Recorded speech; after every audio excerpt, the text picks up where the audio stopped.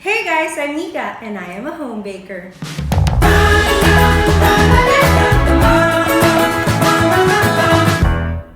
In my previous video, I asked you guys to leave a comment kung may mga requests kayo na recipes.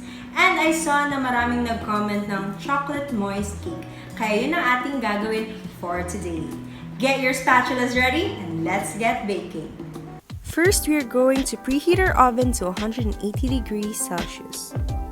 In a bowl, we're going to sift together our flour, cocoa powder, baking soda, baking powder, and salt.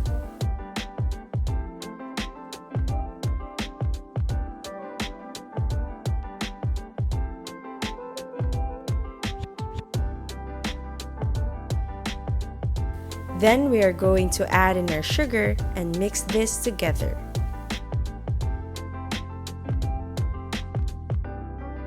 We are then going to make a well in the center of our dry ingredients and add in the oil, eggs, buttermilk, vanilla, and hot water.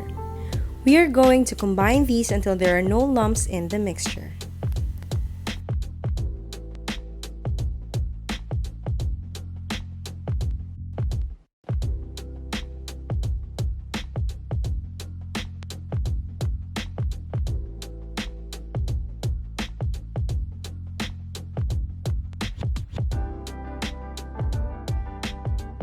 In a lined 8-inch pan, we are going to pour our mixture and bake this for 35 minutes or when a toothpick inserted comes out with a few moist crumbs.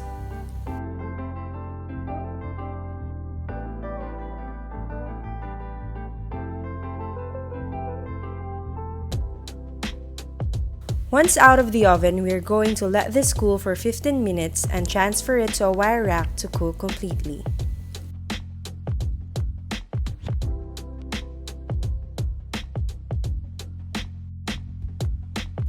Now for chocolate moist frosting.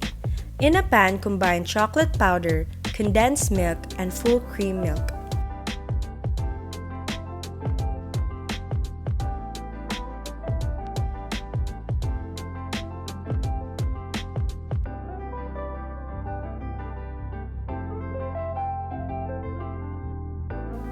We are then going to whisk this together with a wire whisk and add in our butter.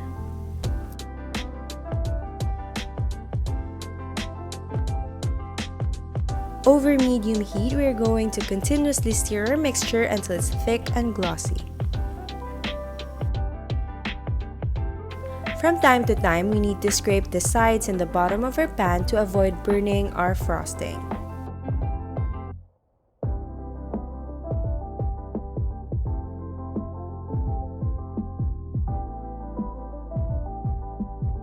Now that our frosting's ready, we're going to take it off the heat and pour it on our cake. We're going to start pouring the frosting on top of the cake and just let the excess drip off the sides.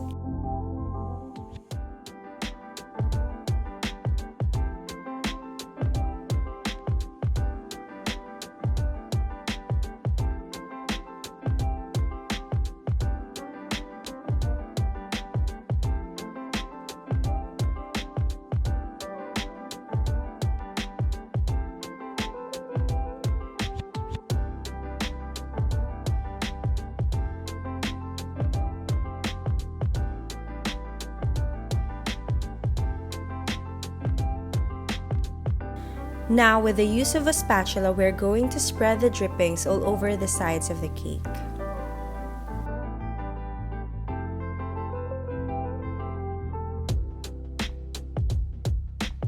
This is optional, but we will be grating dark chocolate on top of our cake. Grabe. Amoy pa lang guys, sobrang sarap na ng cake. Wow, amoy pa lang, promise, sobrang sarap talaga. Amoy chocolatey na, basta sobrang sarap talaga. So, check natin kung gaano ka-moist yung cake. Let's cut it and then I will show you guys what's inside.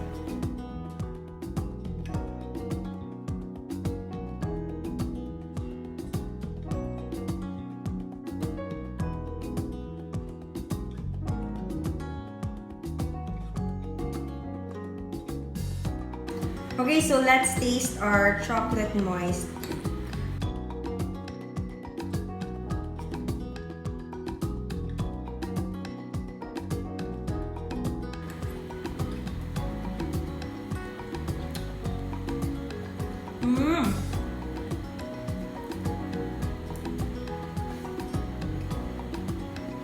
Sobrang sarap.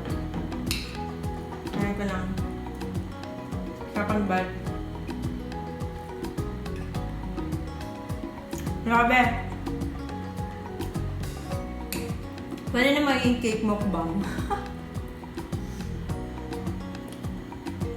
Let's talk about our cake.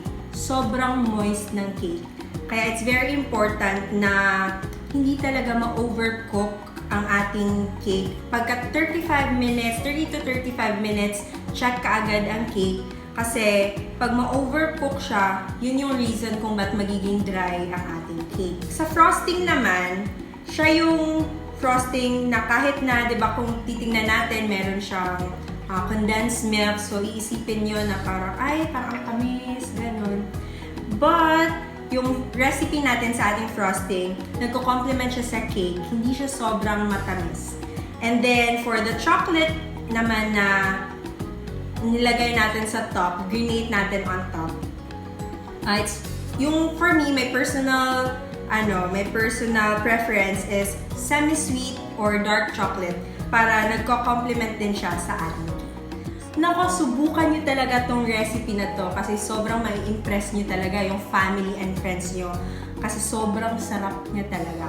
For the complete list of ingredients and measurements, I wrote it down below sa description box. And then, I'd be happy to see yung mga final products nyo din if you give this a try. So please do tag me. Check out my Facebook page for more baking basics and then give this video some love by liking and subscribing to my channel and click the notification bell na din so that you'd be notified every time I post a new video. See you next week and happy baking!